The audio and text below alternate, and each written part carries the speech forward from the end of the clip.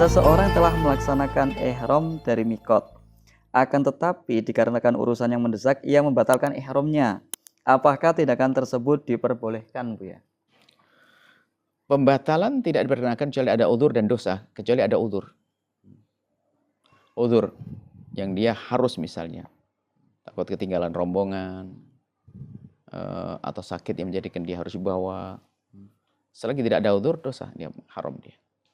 Apapun bentuknya, pembatalannya, lalu dia tiba-tiba bertahallul deh. Kan harus begitu. Tahallul belum waktunya. Bedanya tahallulnya dosa sama tidak dosa. Jadi kalau tahallulnya tidak dosa adalah fa'in ustirtum famastaysara minal hadi. Kan dia nggak bisa masuk misalnya. Nggak bisa melaksanakan umroh karena satu hal. Kalau dalam mazhab kita kan masalah terjebak haid. Atau karena mungkin dilarang. Atau mungkin karena satu hal pokoknya tiket dia tiba-tiba salah. Sudah ini wow, rombongan dan sebagainya. Maka di saat seperti itu dia bertahallul saja, tapi harus menyembelih satu kambing. Masya Allah, tabarakallah. Jadi sebenarnya ketika sudah ihram harusnya diselesaikan, Bu ya? Ya, harus disempurnakan. Disempurnakan. Kecuali karena uzur.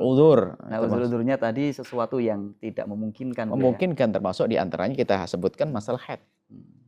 Makanya tidak usah maksain tawaf dalam keadaan haid. Kita itu dalam kitab adalah orang wanita haid, solusinya mazhab Syafi'i lebih mudah. Langsung aja pahalanya utuh, ikut perjalanan jamaah, sudah tahallul di tempat yang dia mustahil balik lagi. Maksudnya sulit. Nggak mungkin untuk kembali lagi, misalnya sampai Jeddah, sudah ngurus pesawat, baru tahallul.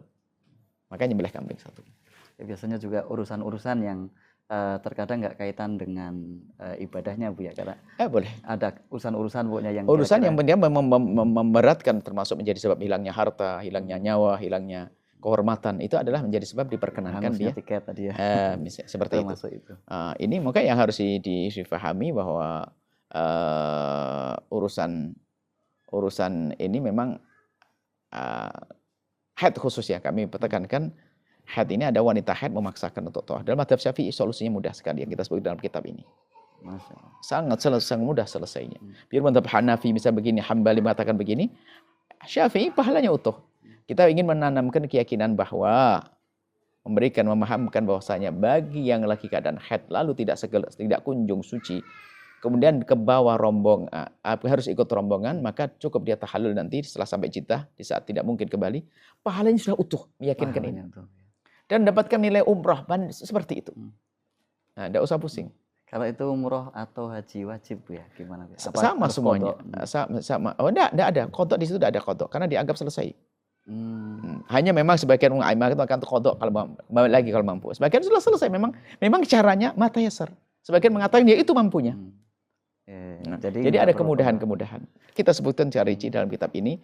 Cuman bagi orang yang ingin kadang memaksakan harus tawaf dalam keadaan dia tidak bersuci, haid dan sebagainya, itu kan jauh lebih berat.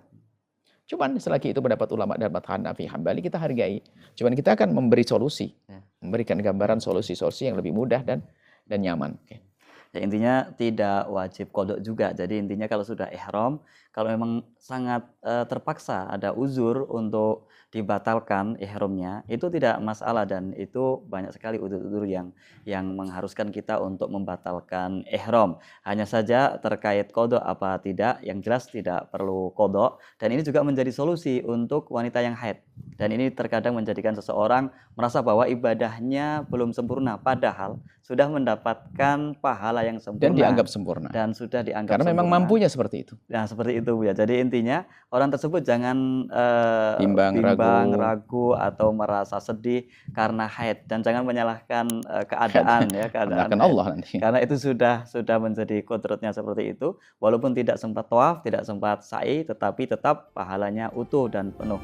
Masya Allah, sangat mudah sekali, Bu ya. Sahabat Al-Bahjah TV, setelah menyaksikan video ini, jangan lupa bersolawat kepada baginda Nabi Muhammad. Shollu ala Nabi Muhammad. Allahumma sholli alaihi wa ala alihi wa sahbihi.